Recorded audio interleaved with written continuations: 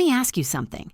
What would you do if you were in a hospital bed on Christmas Eve, needing emergency surgery to save your life?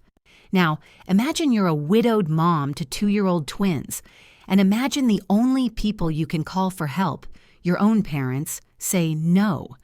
Not because they couldn't, but because they wouldn't, because they had tickets to an Elton John concert. Sounds like a bad movie, right? I wish it was. But this is my true story. This is the story of the Christmas Eve that broke my family and ultimately saved me. This is the story of how I learned that sometimes the most toxic relationship is the one you're programmed to believe is unconditional love. Stick with me, because this story gets a whole lot crazier. Don't you dare ask us to cancel our plans again. We've had these Elton John tickets for months, my mother's voice yelled, echoing through my tiny hospital room from the grainy screen of the video call. I sat there, stunned, clutching my phone with trembling hands. It was Christmas Eve at Las Vegas Medical Center. Just me, my 2-year-old twins, Leo and Mia, playing quietly in the corner, and a nurse named Brenda checking my vitals. The pain in my abdomen was excruciating, like someone was twisting a white-hot knife inside me. But the look of indifference on my mother's face, even through a screen, hurt 1,000 times more. My name is Sarah Miller. I'm 33 years old, and for as long as I can remember, I've been the afterthought in my own family. My younger sister, Ashley, the golden child, could do no wrong in our parents' eyes. Meanwhile, I couldn't even get them to watch their only grandchildren while I underwent emergency surgery for complications related to my husband's death 6 months ago. The doctors had found internal bleeding that required immediate attention. But all my parents cared about was their concert tickets and celebrating Christmas Eve with Ashley. When I finally begged for their help, after exhausting all other options, my dad's response cut deeper than any surgical tool could. "You're becoming a real nuisance and a burden, Sarah. We're retired now. We deserve to enjoy our lives without your constant problems." A burden? I'd been financially supporting my parents ever since they took an early retirement 3 years ago. Every single month, without fail, I sent them $2,500 to help with their mortgage and expenses. Even after my husband Mike died, I kept it up. I did it out of love and duty, believing that families should support each other. How foolish I was. As my tears fell silently onto the hospital blanket, my nurse, Brenda, gently squeezed my shoulder. "My friend Chloe is a professional nanny who specializes in childhood trauma. Let me call her for you," she offered. Her kindness was a stark contrast to my parents' callousness. Leo and Mia were still too young to understand what was happening. They'd already lost their father to a car accident. Now they might lose me, too, if the surgery went wrong. The thought terrified me, but not as much as leaving them with people who saw them as burdens. In that moment, with pain shooting through my body and disappointment crushing my heart, I made my decision. "Yes, please call her," I told Brenda. And with those words, I began severing the poisonous ties to the people who had raised me but never truly loved me. As I hung up the phone, a wave of memories washed over me. My childhood had been filled with moments of being overlooked while Ashley received all the attention. When I graduated college with honors, my parents barely acknowledged it because Ashley had been cast in a local commercial that same weekend. When I married Mike, they complained about the wedding venue being too far from their home. Even when the twins were born, they visited only once, claiming the babies were too fussy for them. Mike had been my rock through it all.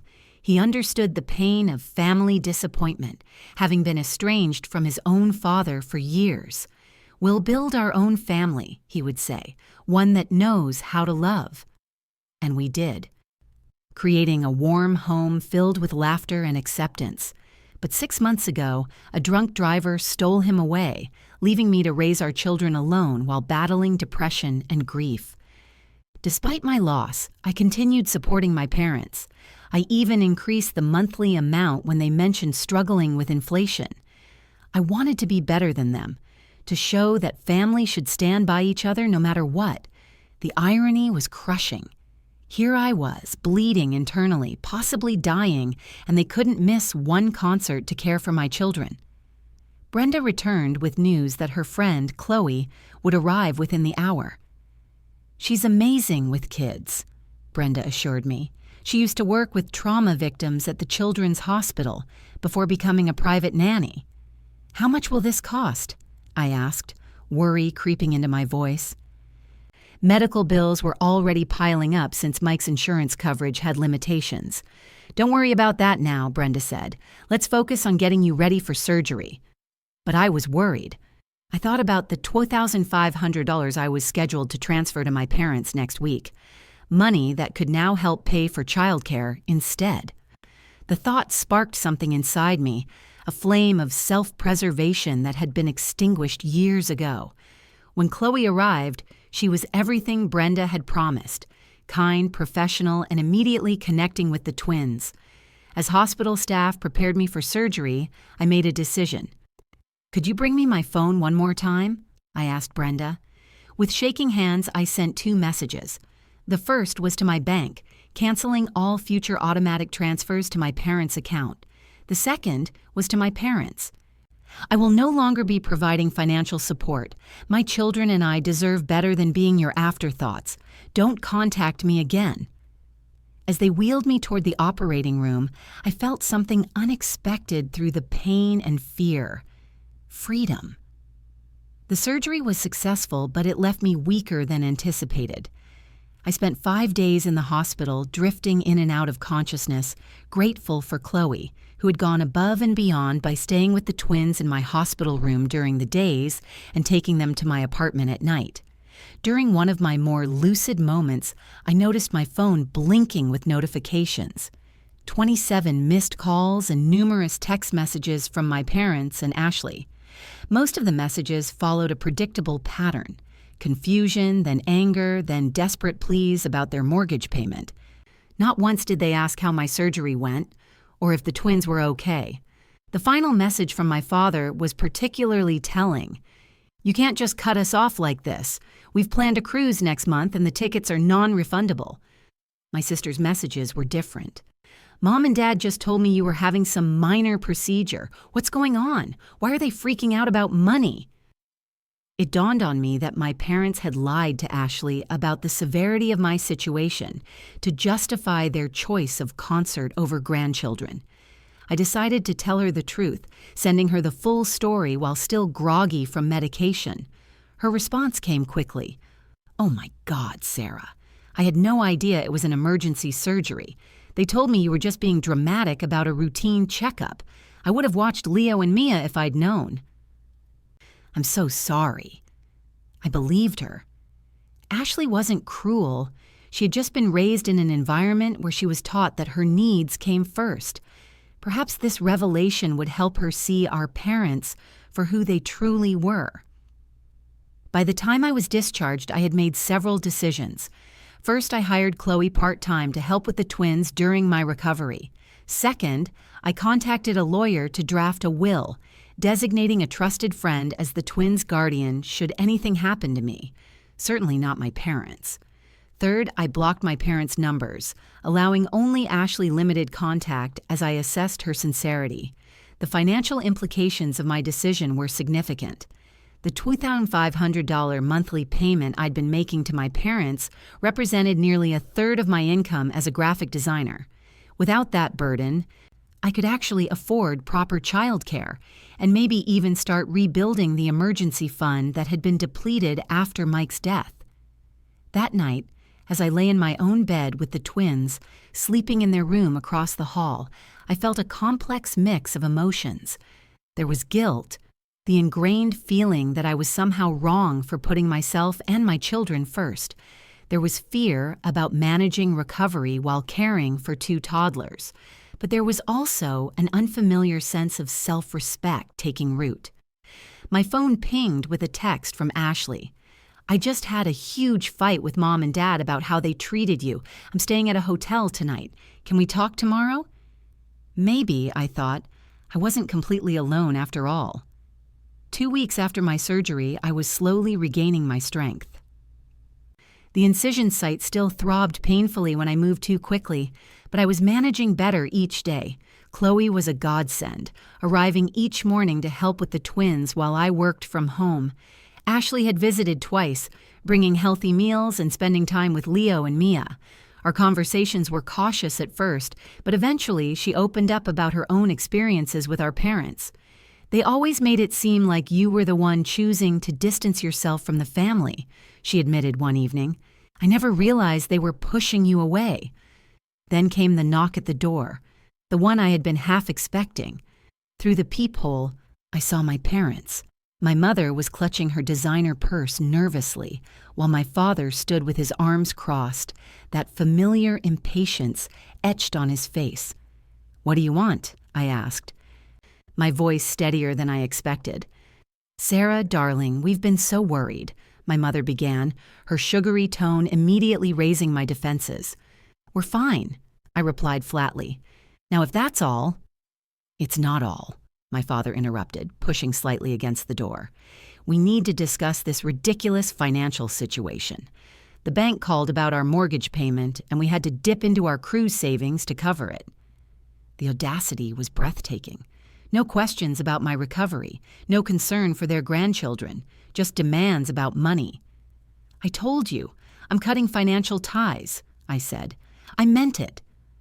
My father's face darkened. "That's not fair, Natasha. We had plans." "Plans?" I shot back, anger rising. "Plans more important than my children's safety, more important than my life? Do you know what the doctor said? There was a chance I might not survive that surgery. Did you even bother to ask?" Their silence was the only answer I needed. "This isn't punishment, Mom. This is a consequence," I said, feeling a strange calm overtake me. "I've spent my entire life seeking your approval and support, and in my moment of greatest need, you chose Elton John tickets over helping me." "We're your parents," my father interjected, his tone shifting to demand respect. "And I'm a parent, too," I countered. "I would never treat Leo and Mia the way you've treated me. Never." Just then, Mia toddled into view, clutching her stuffed giraffe. My mother instantly switched tactics. "There's my precious grandbaby," she cooed, bending down. "Grandma brought presents." Mia, unfamiliar with these relative strangers, backed away and looked at me with uncertainty in her eyes. "I think you should leave," I said quietly. "When I'm ready to talk, if I'm ever ready, I'll reach out. But the money is no longer your concern." I gently closed the door. The next morning, they returned with reinforcements. My Aunt Carol, my mother's sister, who had always positioned herself as the family peacemaker, but I didn't open the door. A few days later, I received a group email from my father, addressed to the entire extended family, detailing how I had abandoned them in their time of need after they had sacrificed everything for me. The email conveniently omitted their refusal to help with the twins during my emergency surgery. What they hadn't anticipated was the backlash. My cousin David, who lived nearby, replied to the group, "Uncle Robert, didn't you just buy a new boat last month? And Aunt Diana, wasn't that a new diamond tennis bracelet you were showing off at Thanksgiving?" Ashley, now fully on my side, helped me craft a single, factual response. "I recently underwent emergency surgery with a significant risk of complications. My parents refused to watch my children during this time because they had concert tickets. I am now focusing on my recovery and caring for my twins without additional stress." The support that followed was overwhelming. Relatives I barely spoke to sent meals, offered free babysitting. Valerie from the hospital connected me with a support group for young widowed parents. For the first time since Mike died, I felt understood. Meanwhile, my parents' financial situation deteriorated quickly. They had indeed been living far beyond their means. Ashley discovered they had taken out a second mortgage on their house a year ago to buy the boat, assuming I would continue subsidizing their primary mortgage indefinitely. "They're not destitute," Ashley told me, shocked. "They're just overspent." 1 month after my surgery, a major, unexpected twist occurred. My parents received a foreclosure notice. "They're in complete panic mode," Ashley explained on the phone. "The bank is giving them 60 days to catch up on payments, or they'll lose the house." Later that evening, I received desperate texts from both of them, now abandoning all pretense of concern for my well-being and openly begging for money. My mother's message was particularly revealing. "We never thought you'd actually cut us off. We assumed you were just angry and would start sending money again after a week or two." Their assumption that my boundaries weren't real infuriated me. All those years of putting their needs before mine, of accepting their mistreatment. They had never respected me at all. Meanwhile, my own life was transforming. Through my support group, I met Rachel, a real estate agent. She helped me sell my too-small apartment and move into a beautiful 3-bedroom house in a family-friendly neighborhood, with a mortgage payment that was actually less than my old rent. I'd also started a small side business designing memorial websites, and it was taking off. The contrast between my growth and my parents' collapse became even more apparent when they showed up unannounced at my apartment again, this time with a detailed spreadsheet of their debts. "We need $14,000 to catch up on the mortgage and avoid foreclosure," my father explained, his usual authoritative tone now tinged with desperation. "What about selling the boat?" I asked. "We'd take a loss," my father protested. "And the timeshare?" "We've tried, but the market is terrible," my mother added quickly. "Besides, those are our retirement luxuries." "Luxuries you can't afford," I observed. "We could afford them with your help," my father countered. "It's the least you could do after everything we've done for you." "What exactly have you done for me?" I asked quietly. The question hung in the air. My mother's face crumpled. "Without your help, we'll lose everything," she whispered. "I lost my husband," I replied, my voice steady. "My children lost their father. We survived. You'll survive too." 3 months later, the inevitable happened. My parents were forced to sell their house. They found a modest condo, a significant downgrade from their 4,000-square-foot lakefront property. My father had reluctantly sold his boat at a loss. They blamed me for all of it, but I didn't care anymore. The truth spoke for itself. 6 months after my surgery, I received a handwritten letter from my mother. Inside was something I'd never seen before, a genuine apology. "I've had time to reflect," she wrote. "Watching you build a life without our help has forced me to confront some painful truths. I was jealous of your independence, your resilience. I resented that you didn't seem to need me. When you asked us to care for the twins during your surgery, you were reaching out and we failed you completely. I am deeply sorry." She explained how they had completely restructured their finances. My father had taken a part-time job. They had sold most of their luxury items. She didn't ask for money or even forgiveness. A year after my surgery, I finally agreed to meet them at a quiet cafe. They looked different. My father seemed smaller, humbler. My mother's designer clothes had been exchanged for simple, practical attire. And then, my father did something unprecedented. He cried. "I've been a terrible father," he admitted, his voice breaking, "and an even worse grandfather. I don't expect your forgiveness, but I want you to know that I see it now. How selfish we've been." I didn't rush to forgive them or make promises I couldn't keep. Instead, I shared pictures of Leo and Mia and told them about our new life. For the first time ever, they just listened. As we parted, my father asked quietly, "Would it be possible someday to know our grandchildren?" I considered this carefully. That depends on your actions, not your words. If you're genuinely committed to change, we can start with short, supervised visits. But understand this: my children will only have relationships with people who respect their mother. Walking away from that meeting, I felt neither the crushing weight of obligation nor the burning resentment that had defined our relationship for so long. Instead, I felt something new. The calm assurance of a woman who knew her worth, who had created boundaries and would enforce them without apology.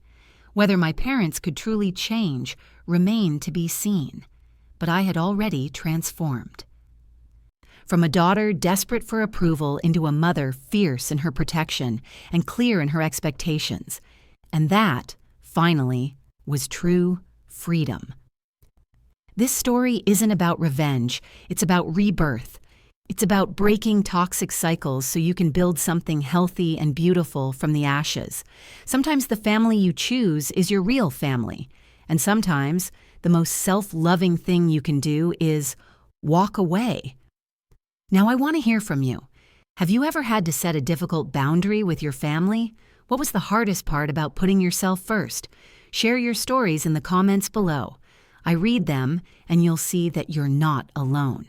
And if my story resonated with you, please hit that like button and make sure you're subscribed, because there are a lot more stories where this came from. Thanks for listening.